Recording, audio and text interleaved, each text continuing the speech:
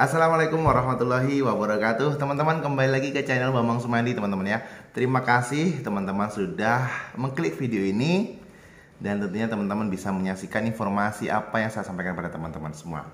Oke teman-teman, tentunya di channel ini kita akan membahas tentang obat-obatan, kita akan membahas tentang farmasi, kita akan membahas tentang apoteker, dan kita akan membahas tentang isu-isu terbaru terkait dunia kefarmasian. Oke teman-teman, pada video kali ini kita akan membahas tentang apa? Kita akan membahas tentang cara menanggulangi barang ED atau cara menanggulangi barang di apotek kita yang menjelang ED supaya tidak makin banyak barang yang ED di apotek kita sehingga menimbulkan kerugian di apotek kita. Oke, sebelum saya jelaskan, teman-teman silahkan klik like, komen, serta subscribe. Kalau perlu teman-teman silahkan share video ini ke teman-teman sejawat semua, ke pengusaha-pengusaha apotek, ke semuanya, sehingga video saya makin bertebaran dimanapun. Oke teman-teman, langsung saja kita bahas videonya. Oke, pada video-video sebelumnya saya sudah membahas tentang cara stop of name, cara membahas menghitung melakukan stop of name supaya mudah untuk mengontrol persediaan obat kita.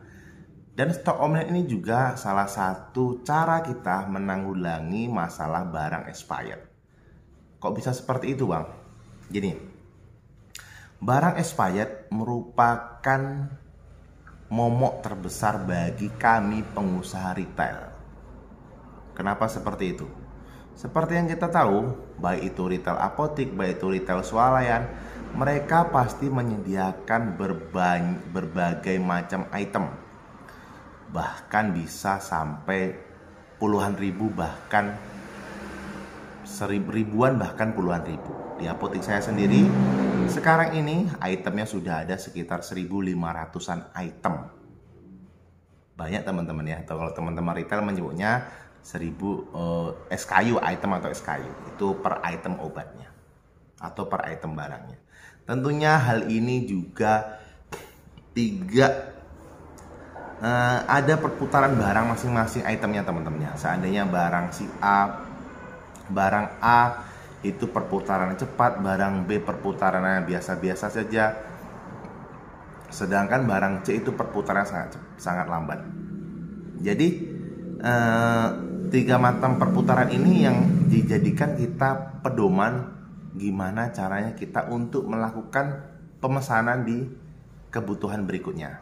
Mungkin barang yang slow moving, yang jarang keluar, sana jarang ada permintaan, ya kita sebagai seorang farmasi atau sebagai seorang apoteker kita harus mensoundingkan kepada pasien. Yang kedua, barang yang biasa-biasa saja, nggak kadang keluar, nggak keluar cepat kali, keluarnya biasa saja, dan juga tidak termasuk barang mati, juga tidak termasuk barang pasif. Juga gimana kita sebagai seorang farmasi atau seorang apoteker untuk mengatur barang ini. Dan barang-barang yang fast moving, yang barang-barang laku, sama barang-barang sangat cepat, kalau istilahnya kita bilang barang kacang goreng teman-teman. Jadi mudah terjual, cepat laku, cepat habisnya. Ini gimana juga kita caranya memanage tiap barang tersebut. Oke, nanti mungkin pada video itu masalah barang slow moving, fast moving, itu nanti kita bahas di next video. Pada video kayak ini kita akan membahas tentang barang-barang yang mendekati ED, itu gimana sih cara menanggulanginya, kan gitu. Kecuali kalau barang-barang yang ED itu tentunya kita harus sisihkan, kita harus karantina, dan kita harus musnahkan tentunya.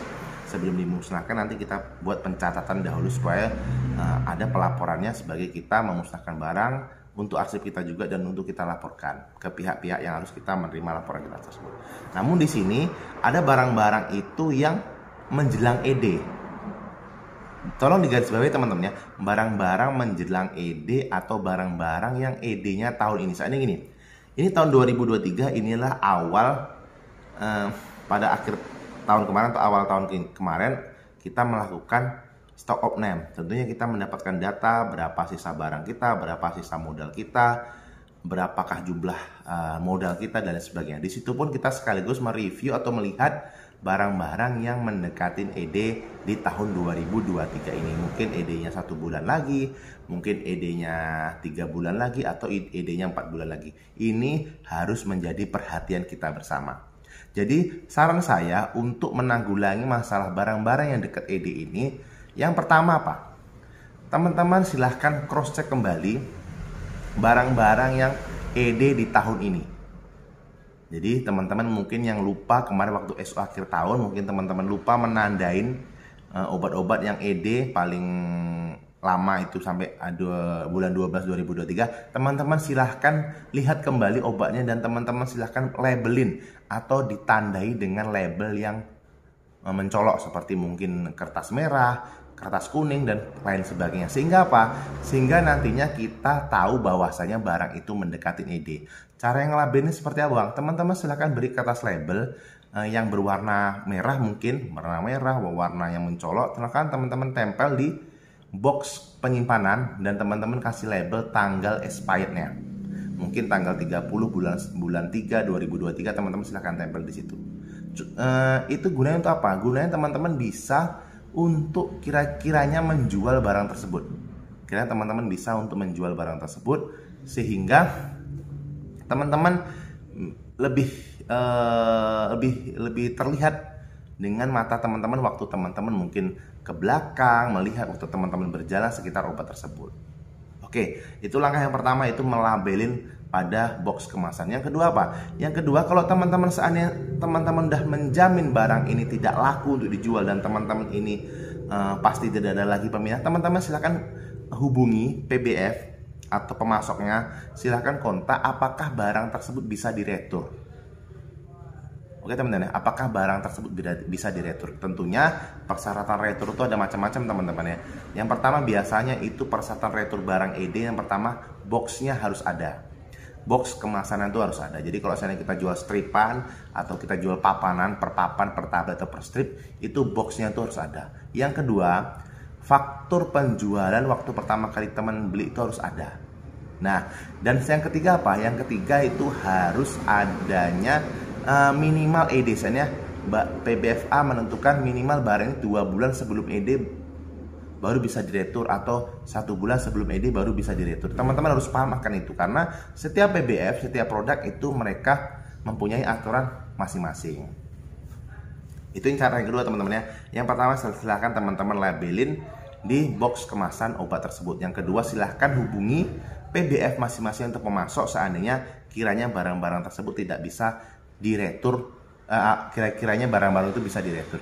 Kalau seandainya barang-barang tidak bisa diretur seperti apa, Bang? Kalau teman-teman barang-barang tidak bisa diretur, silahkan labelin lagi di kemasan obat. Yang ketiga apa? Yang ketiga ini silahkan teman-teman barang-barang yang mendekati ED tadi teman-teman bawa ke depan kasir. Misalnya kasir seperti ini, saya arahkan ke kasir saya teman-teman ya. Ini kasir penjualan. Nah, di sini kan ada kasir nih. Ada kasir penjualan, kita melakukan transaksi di sini nanti. Jadi teman-teman barang-barang yang di dalam atau barang-barang yang di luar sana, yang di depan, silahkan teman-teman dekatkan ke jangkauan layar teman-teman sini. Mungkin teman-teman letakkan dekat komputer, mungkin teman-teman dekatkan ke etalase atau seperti apa. Jadi intinya barang yang mendekatin ED yang masih bisa kita perjualbelikan, ini barang-barang yang mendekatin ED teman-teman, bukan barang yang ED. Barang-barang yang mendekatin ED, teman-teman silahkan letakkan di bagian depan kasir atau bagian mudah pandangan ke orang, sehingga teman-teman lebih aware lagi terhadap produk tersebut. Nah, nantinya teman-teman bisa tawarkan kepada pasien atau kepada pelanggan dengan harga khusus. Bisa itu harga mungkin potongan 10%, potongan 20%, ataupun itu teman-teman jual modal ataupun jual rugi. Daripada barang ini nanti expired dan tidak bisa dijual, bahkan kita menanggung ruginya. Oke teman-teman ya.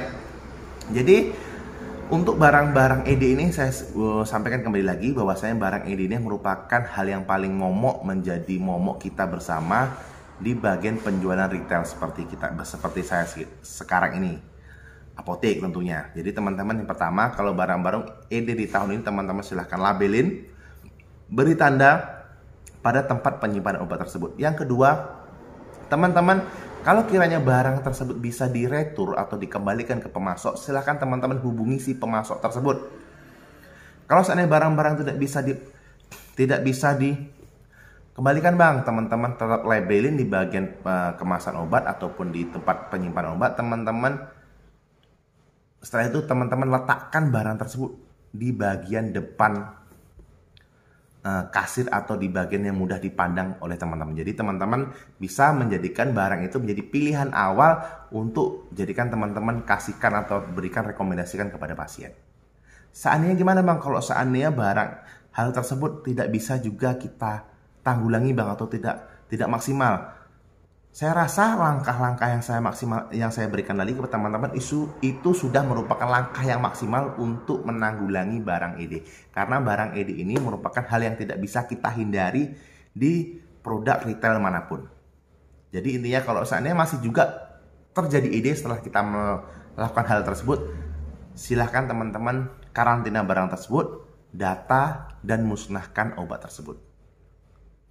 Karena kita tidak mungkin menjual barang ED. Oke teman-teman ya, mudah-mudahan saran yang saya berikan kepada teman-teman semua dapat bermanfaat. Dan teman-teman tetap semangat, jangan lupa kasih label barang yang mendekatin ED di tahun 2023 ini, sehingga tidak menjadi kerugian yang banyak di apotek kita. Oke teman-teman, mudah-mudahan informasi saya bermanfaat. Teman-teman silahkan klik like, komen, serta subscribe bila teman-teman yang belum subscribe, dan share postingan ini di sosial media teman-teman. Mudah-mudahan teman-teman sehat selalu. Dan jangan lupa tanya obat, tanya apoteker. Salam sehat.